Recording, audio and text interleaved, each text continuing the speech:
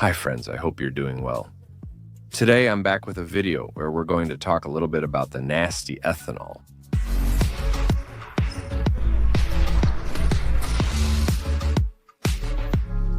And yes, today we're going to talk a bit about the nasty ethanol. As you can see behind me, I've brought together two cars to help illustrate what I'm going to tell you. I've noticed through the videos I've made about ethanol, as well as my drift videos and car reviews, that you have questions about ethanol. Let's set things straight right away. I'm really far, very far from being a professional in the automotive industry. Cars, YouTube, my channel, all of that is just passion for me. I'm actually filming what I do at home and just sharing my daily life with you, that's all. I don't claim at all to be a mechanic, an advisor, or a trainer. I'm not selling any training or anything like that, since I'm just a regular guy making videos on YouTube. That's why I'll try to answer your questions. And above all, I'm going to show you how I use this nasty engine-destroying fuel. Based on some comments about my cars, longtime subscribers have surely noticed it. Behind me is my wife's Honda HR-V, which she's been using for some time. Over 100,000 kilometers as a daily driver, that's starting to add up. And 100,000 kilometers on ethanol, including 40,000 with my modification, just to make it a little more compatible with ethanol. Next to it, we'll find a Peugeot 106. We'll talk about this one in a moment. Now, let's talk about the Honda HR-V, and I'll show you the small modifications and the story behind this vehicle and ethanol. Purists beware. The engine bay's condition may scare you. Here's its story. It's a vehicle that we bought for next to nothing, and we use it as a daily driver and utility car. Whenever we need to load things, let's say, it's been almost 7 years now. So it's been running on ethanol for 7 years and about 3 years with it. The modification is right there. For this modification, I'll refer you to the video where we actually install this fuel pressure regulator. It's a part that simply increases the fuel pressure in the fuel system by connecting it to the return line.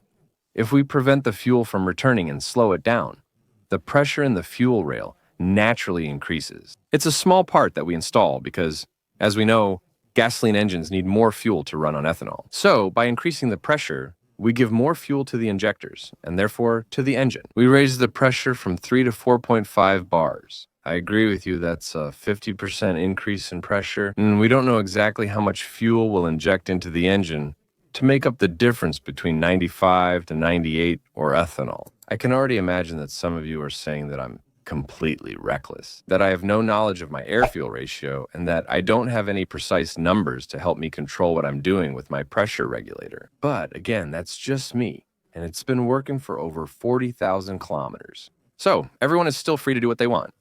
That's exactly where the beginning of the video comes in, where I explain to you that I'm not a mechanic. It's a technique that I use on my vehicle, which has been working perfectly now for 3 years and 40,000 kilometers. We haven't had any mechanical problems with this vehicle. No noise, no issues. Generally speaking, apart from oil changes and brake pads, this vehicle costs us absolutely nothing. The engine. I can tell you, trust my wife, she doesn't go easy on it. She follows warm-up times, but once it's ready, it's a Honda engine. Extremely reliable. I often get comments asking, can I do this in my C3? Or, can I do this in my 206? Can I do this in my Alfa Romeo? I don't know, since I haven't owned or tested those vehicles. The only thing I can tell you is that on my Honda HR-V, which is a 1.6 with 105 horsepower, it works perfectly. I would tend to say that on Japanese engines like Nissan, small Toyotas, small Yaris or so, it could work as well. I don't know why, but Japanese vehicles have a reputation for being very reliable, and they use ethanol with either no modification or a pressure regulator. Technically, there's no reason it shouldn't work. On other engines similar to this one, we're talking about a small displacement, naturally aspirated non-turbo engine from the 2000s, like 1998-2000, it works. I can't guarantee it will work on your car, but for me at least, it works perfectly. You might think, yes, but then cold starts are still just as bad. The engine you see here is cold. The proof is, I can put my hand on the exhaust manifold cover without burning myself. I'm leaving my hand there. Look, the engine is completely cold. The vehicle stayed here all night, just so I could show you a cold start. Here's what I mean. In the first video where we installed the unit, it had 258,000 kilometers. Here, you see it's reaching 299. We're about to celebrate 300,000 kilometers. It's not in gear. The vehicle is extremely cold. Watch the left gauge. I'll start it now.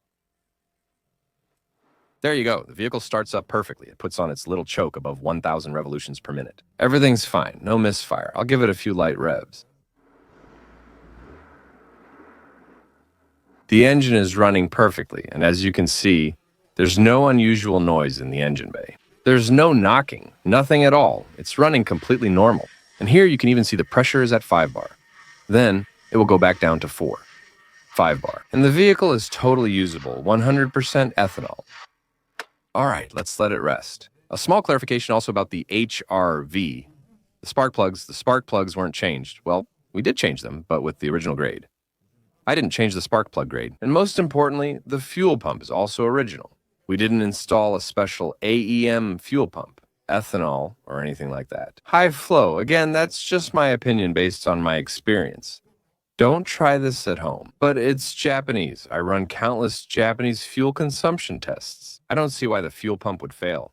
For me, this is one of those vehicles that are indestructible. I've always had a saying that if the Earth explodes tomorrow, there will be one vehicle left on Earth. It used to be the Toyota Land Cruiser.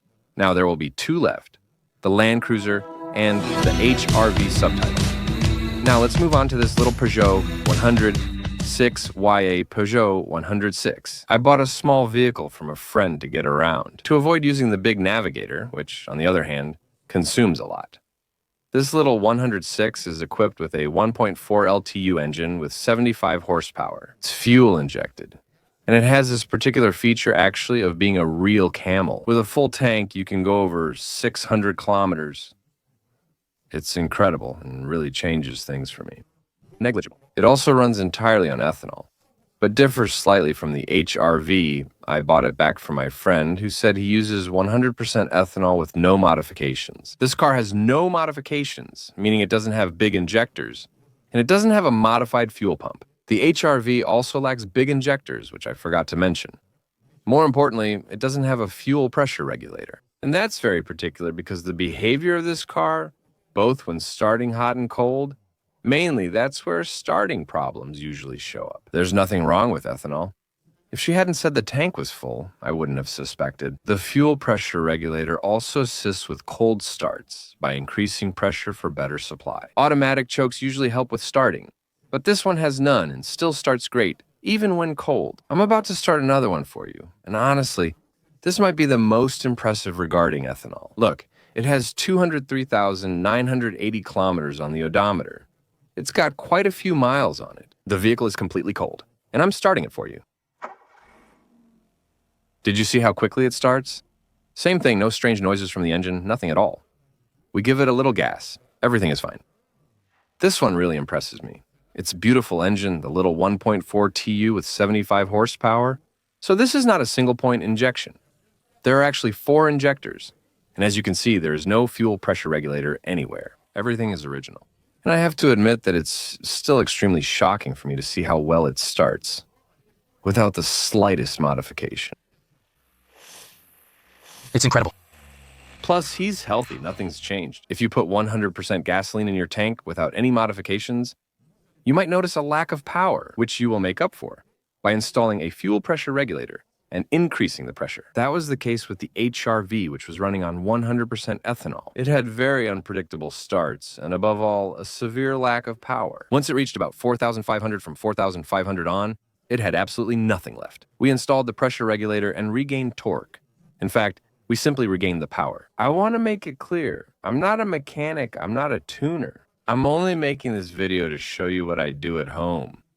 I'm not encouraging anyone to do it, and I'm also not telling anyone to avoid ethanol conversion kits with integrated fuel sensors. For me, that's the best. Or tuners who make maps that run entirely on ethanol. For some cars, let's take a Golf Grand Touring injection, for example. Never in my life. I would never use 100% ethanol, a pressure regulator, install an E-flexion kit, or have it tuned by someone who does. We're just discussing cars over 20 years old, each worth less than 1,000 euros. Simple engine designs that obviously work with just a few modifications. I'll put the link to the fuel pressure regulator in the video description for you. That way, if you want to try it on your car, you can maybe try 50% without any modifications, 60, 70, 80, and you'll see how your car reacts. If you lack power, install a regulator. If nothing changes, leave it as is. When I tell you that this practice is only my own responsibility, It's because you need to be aware. Also, if I break my HRV's engine tomorrow, it's not a big deal since the engine is cheap. I've definitely gotten my money's worth. So if I blow the engine and need to replace it, it's really not a big deal. It has 300,000 kilometers, is very cheap, and is done quickly. Same with this 106. TU engines are also very cheap. You can almost change it in an afternoon, and by then it will have more than paid for itself again. You should know that filling this one up still costs 37 euros, and filling that one up costs 25 euros. Naturally, people in the comments will say I'm being reckless, crazy, or risking engine damage. The HRV has run 100,000 kilometers with 40,000 using cruise control. As far as I know, they're my cars. I still have the right to do what I want, but I'm not telling anyone else to do it. The metacalculomania theorists, the 98, 98, 95, and ethanol crowd, will claim I'm just doing what I want. This video isn't made for you, unfortunately, but you're certainly right. But we can't hide the fact that my method works. All right, with those fine words, goodbye.